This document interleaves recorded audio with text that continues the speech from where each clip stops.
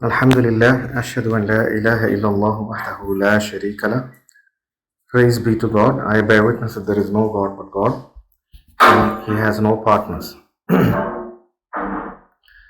Inshallah, in this khutbah, we will look into the Quran about a very important topic that we are all aware of, but we will inshallah go deeper into it and understand the reasons as to why God specifically emphasizes on this, and that is the topic of idol worship, or in Arabic it says shirk, associating partners with God.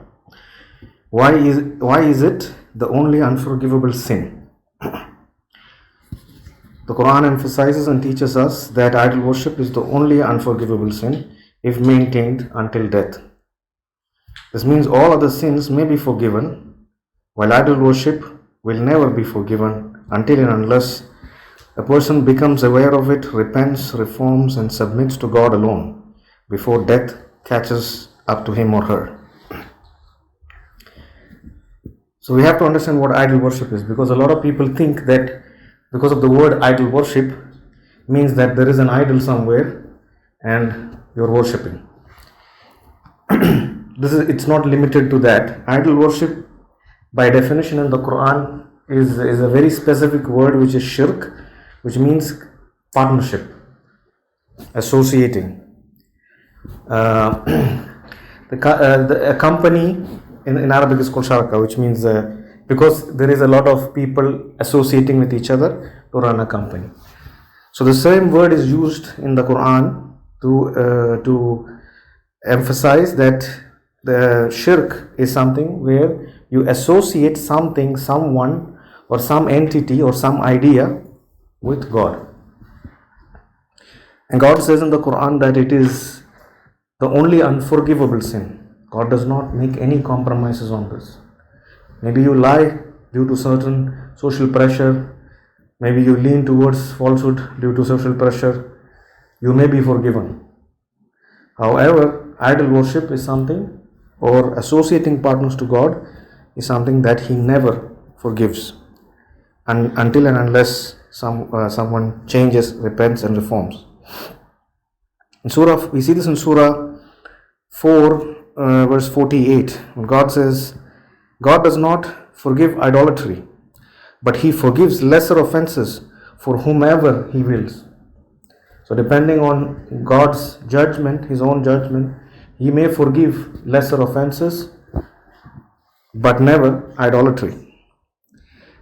Anyone who sets up idols beside God has forged a horrendous offense. So anyone who is associating partners to God, whether it be a false deity, whether it be anything or any person or any entity besides God, God says very specifically has forged a horrendous offense, the worst possible offense.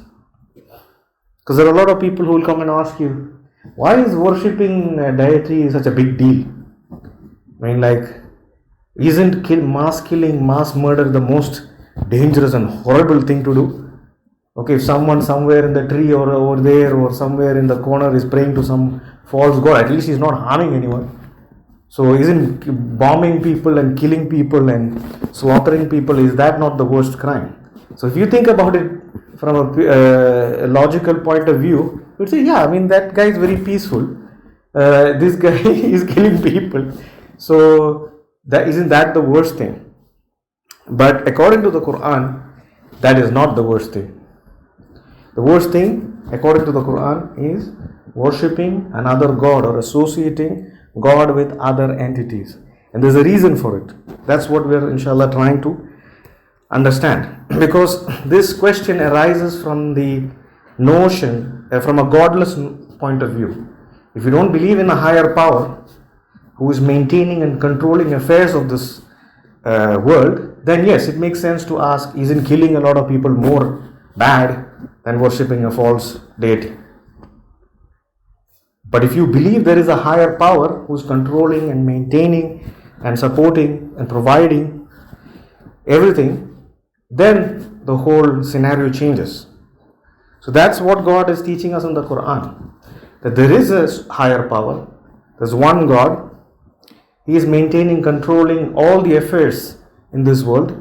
Your provisions, the sun being made at your service, the moon, the night, the day, your provisions, everything is being provided for you. If you think from that perspective, now the whole scenario changes. Some incidents happening in that, within that provisions or within that system, and something that goes against the very system itself becomes a more horrendous crime. So that is why God says that He will never forgive idol worship. So what is idol worship? The word used by God is shirk, which literally means associating partners to God. So when we commit shirk, we are essentially declaring. What is the gravity of shirk? Most people don't understand. That's why this question arises. What's the big deal? I mean, yeah, he's worshipping another god, so what's the big problem? But that's because they don't understand it. When we commit shirk, we are essentially declaring that God cannot exist on His own. He cannot be the Lord of the universe on His own. He is dependent on something or someone.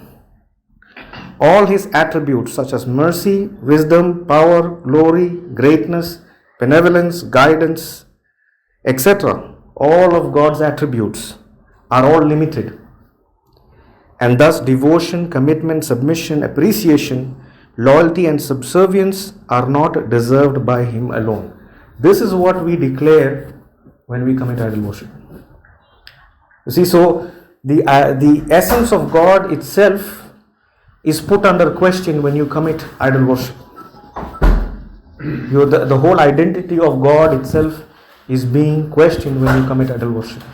You are saying that God cannot run the world on His own. You are saying that God cannot provide for me on His own. I need my boss, I need the company, I need the dollar, I need the government, I need all these people. So if you live a life like that, that means those are all your partners. You have created partners to God. So this is the reason why idol worship is such a grave, horrendous crime. Because you are essentially questioning who God is. This is the worst betrayal in the sight of God. Most people fall into the trap of idol worship because they do not understand who God is. Thus, they set up partners to Him. So fundamentally, if a person is unaware of who God is, that is when they easily fall into idol worship.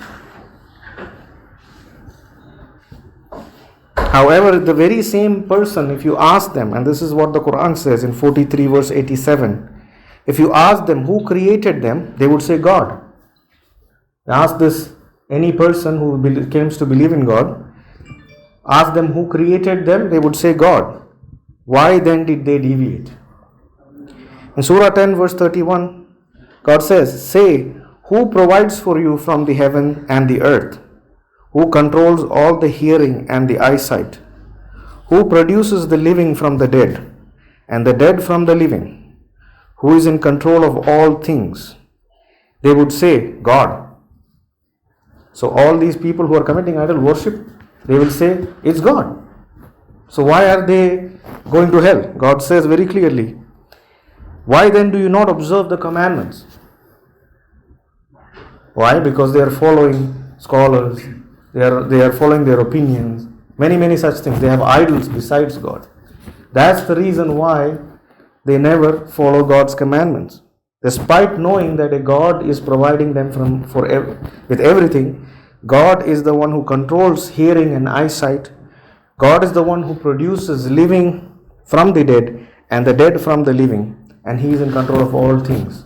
They know it, yet they do not observe God's commandments.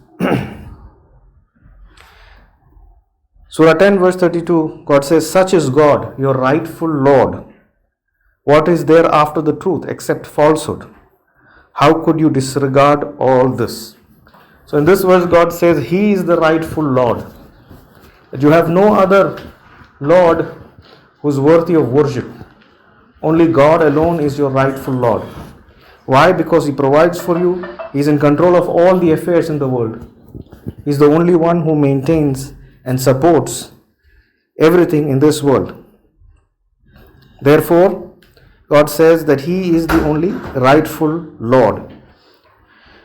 God also says in the Quran that majority of the believers are going to hell. This will come as a surprise to some people, especially who are new to submission or unaware. Why does God say that all the quote-unquote believers are going to hell? And the reason for this is because they pollute their belief. We see this in Surah 39 verse 38. If you ask them who created the heavens and the earth, they will say God. Say, why then do you set up idols beside God? If God willed any adversity for me, can they relieve such an adversity? If He willed a blessing for me, can they prevent such a blessing? Say, God is sufficient for me. In Him the trusters shall trust. So here this is the reason why the majority of the believers, so-called believers, are not going to make it in the hereafter. They may be very nice people. They may be giving charity. They may be feeding the poor. They may be doing a lot of righteous acts. However, according to the Quran, they still will not make it. Why?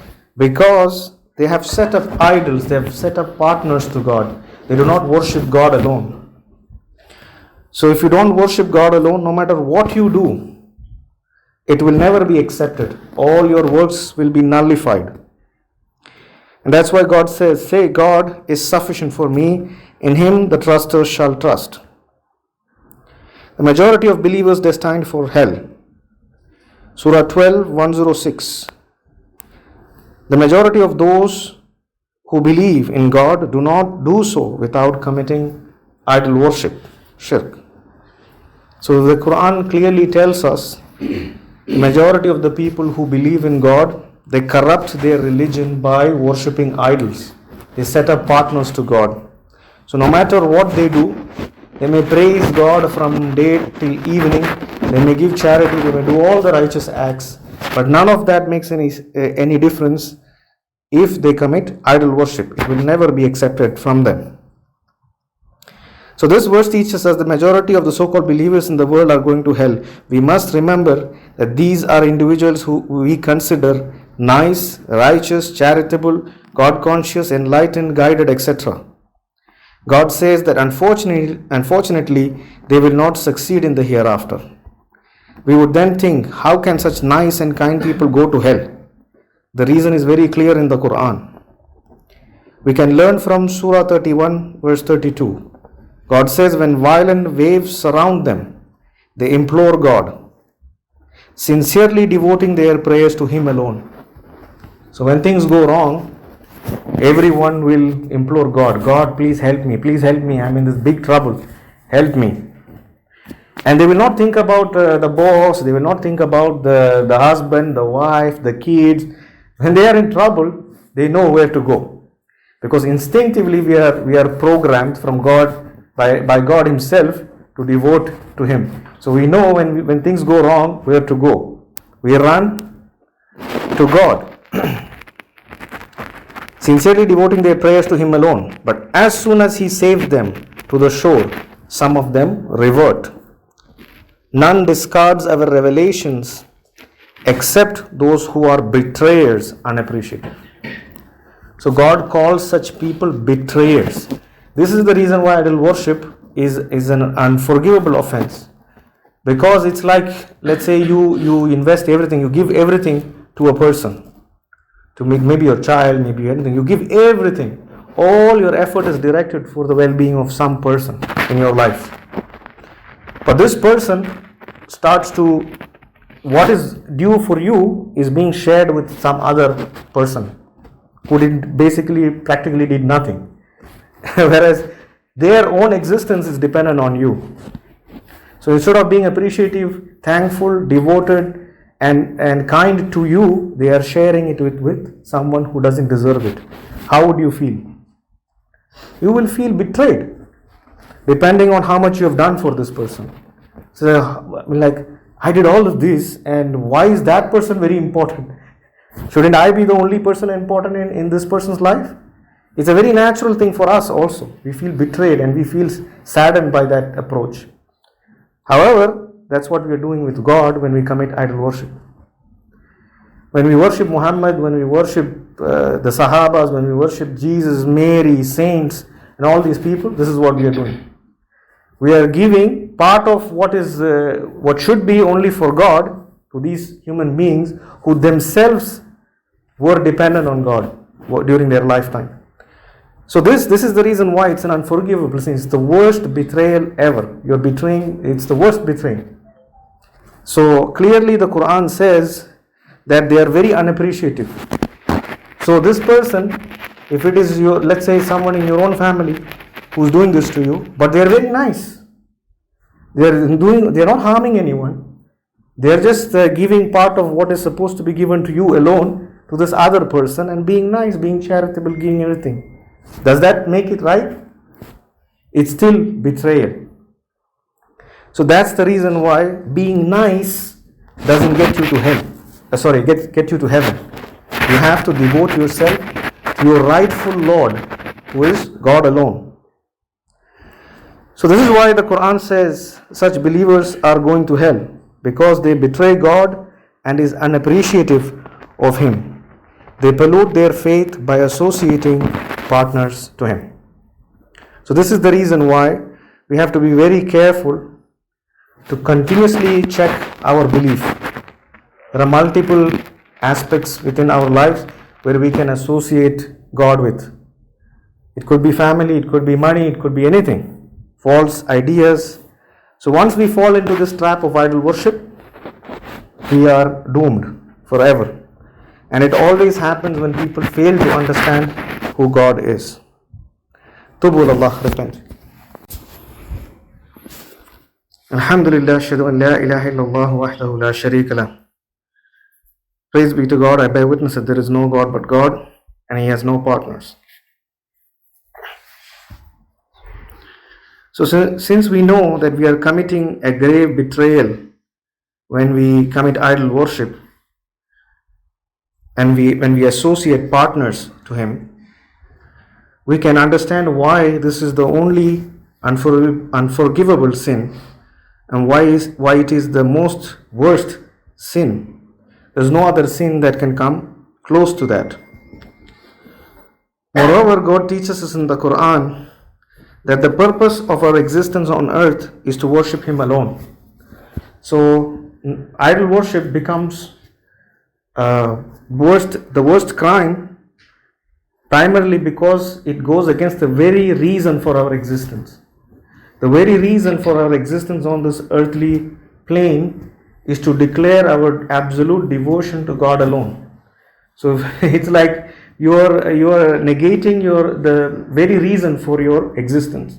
You are here to prove that you worship God alone, and that is the only thing that will get you back into God's kingdom for eternity. But that's the very thing that you are destroying when you commit idol worship. So what's the point of doing anything else? You could be doing great service in this world, but you're worshipping a false idol. Finished. The whole purpose of your existence is negated. That's why God says all their works are nullified, zero. Because your purpose here is to prove that you worship God alone.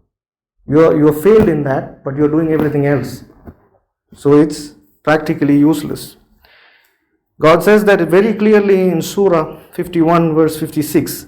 I did not create the jinns and the humans except to worship me alone. So that God is emphasizing, it's a negative statement. I did not create the jinns and the humans except to worship me alone. So which means we have nothing else to do here. That's why God is saying that. This is the only purpose that you're here. You've been banished from the heavenly dimension onto earth in this form for the sole purpose of worshipping Him alone, to come to that realization. That's the life test, the test. So if you have doomed the first purpose itself, it's a wasteful life.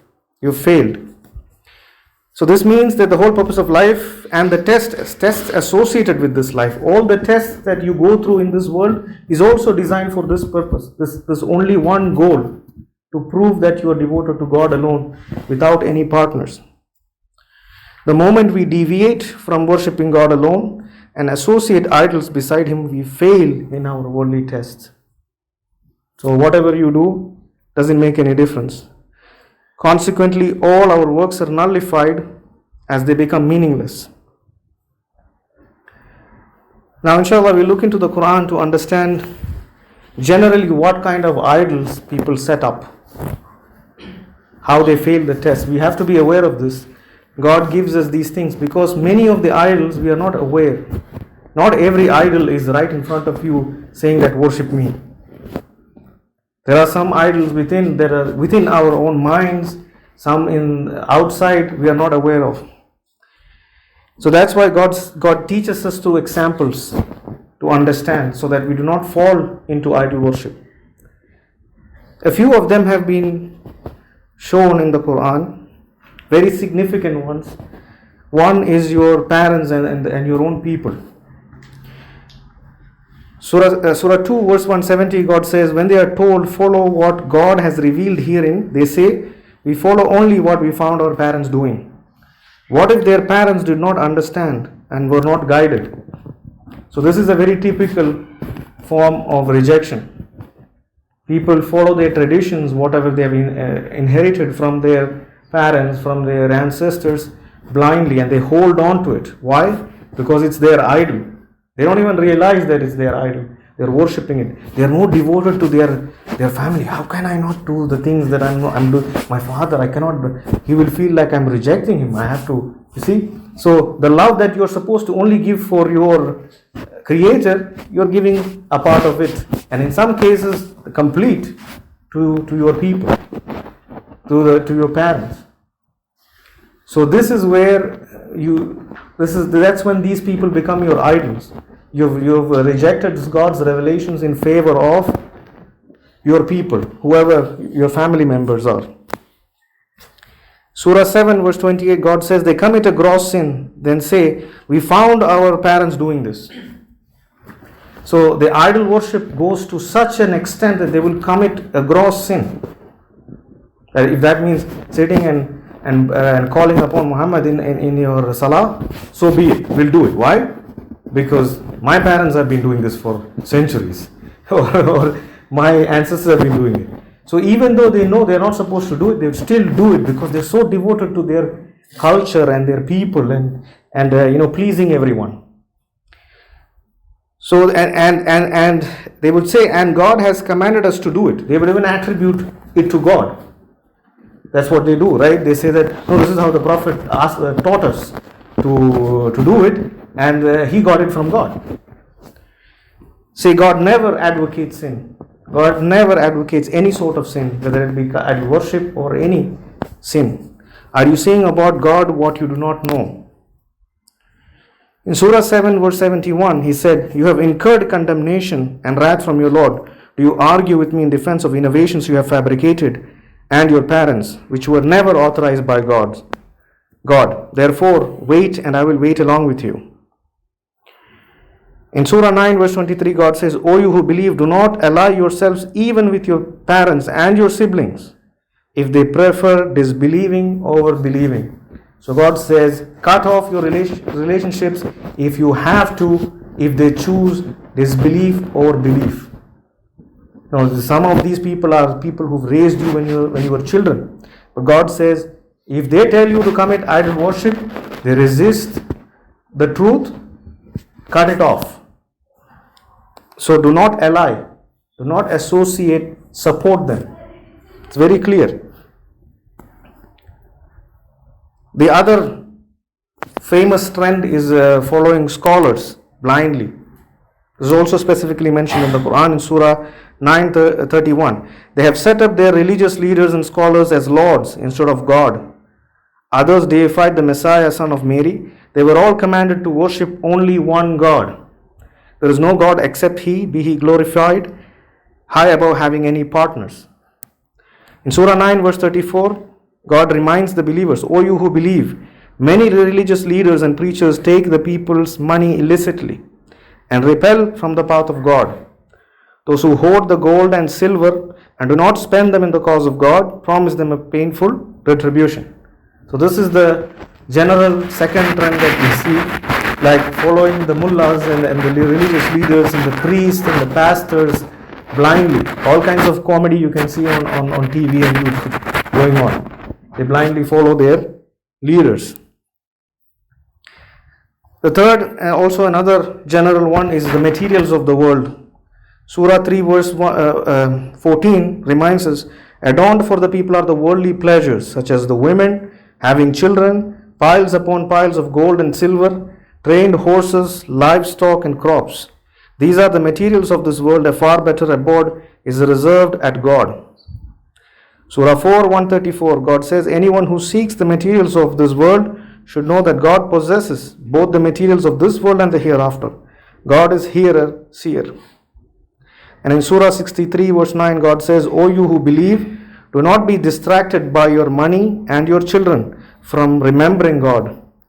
Those who do this are the losers. So these verses also teach us that there will be people who idolize material possessions.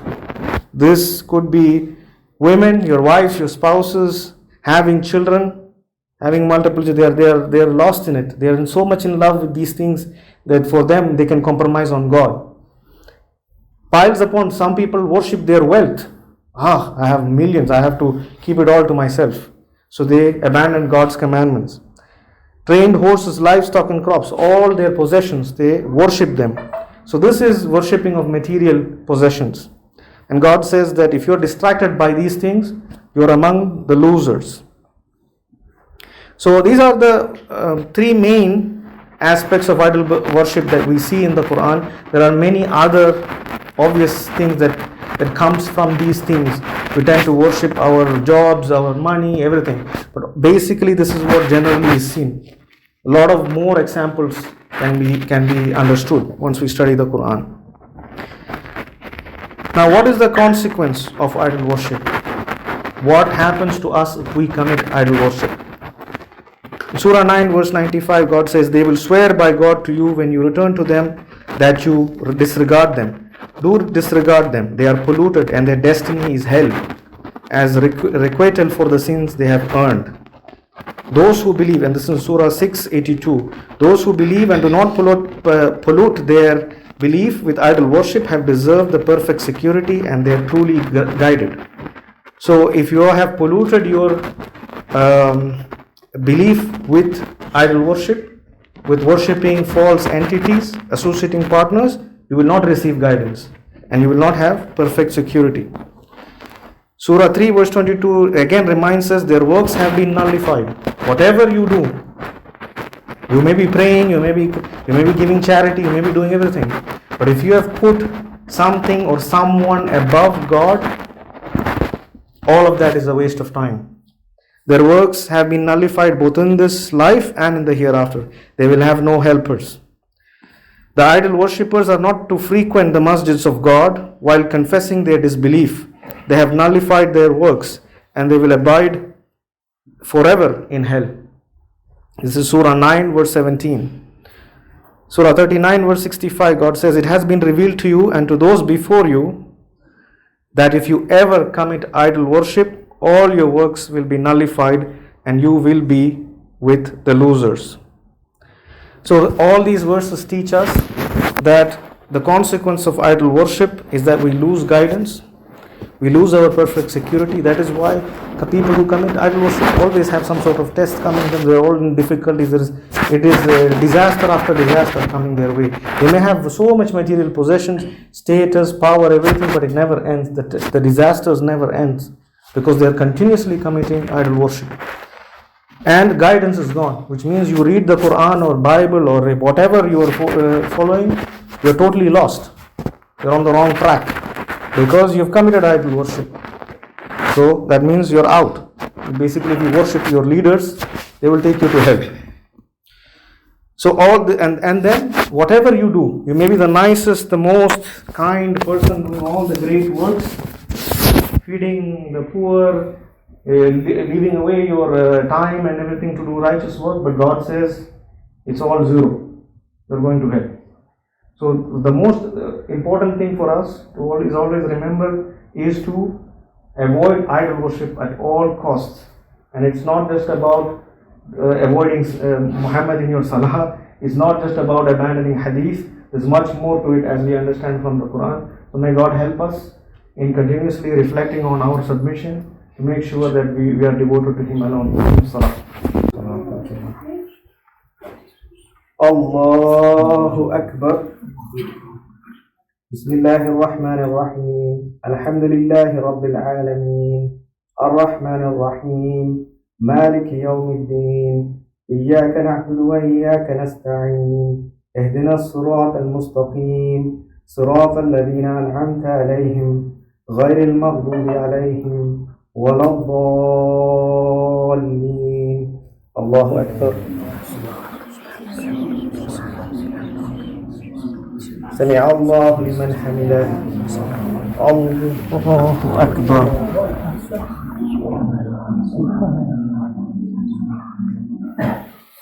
الله أكبر. الله أكبر.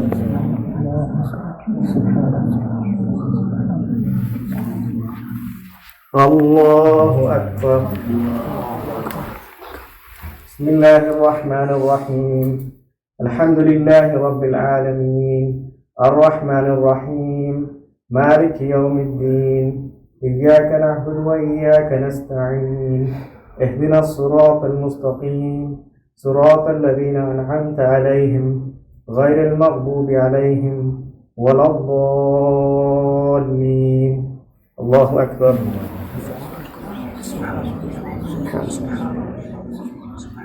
سمع الله لمن حمده. الله أكبر.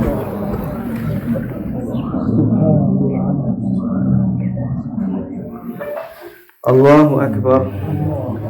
الله أكبر.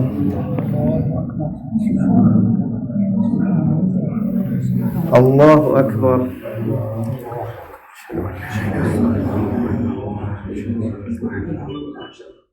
السلام عليكم. السلام عليكم.